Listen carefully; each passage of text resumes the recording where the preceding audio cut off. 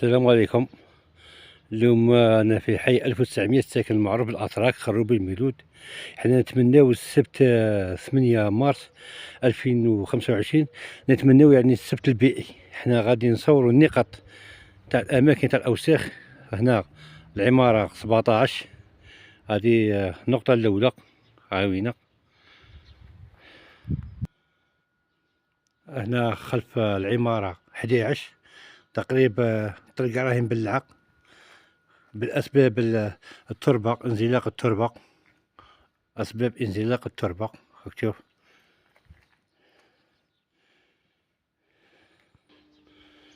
النقطة الثالثة خلف العمارة 13.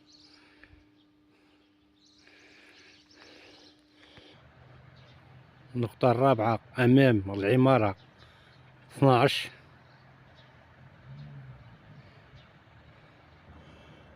النقطة الخامسة هنايا جاية في الرصيف، هاي وينا يعني وين قرب الدوارين هنا وسط الحي.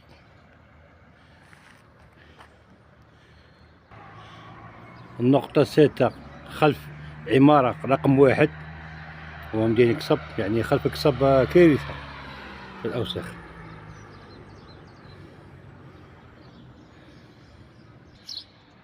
النقطة السابعة هنايا أمام العمارة 1 و2 عامينا منفصل المحلات راكم تشوفوا هنا. النقطة الثامنة هنايا في الأوساخ والراهي ولا الأغصان تاع الأشجار مقطعة. هنا هاك تشوفوا قلب الملعب الجواري هذه. ان شاء الله احنا يعني السبت البيئي ان شاء الله يعني يتفكرونا يجونا 8 مارس 2025 ان شاء الله بربي، ونطلبوا فنيك نداء للسكان باه يخرجوا يتعاونوا على يد واحده ان شاء الله بيبقى الحي نظيف من اجل المدينه نظيفه. والسلام عليكم.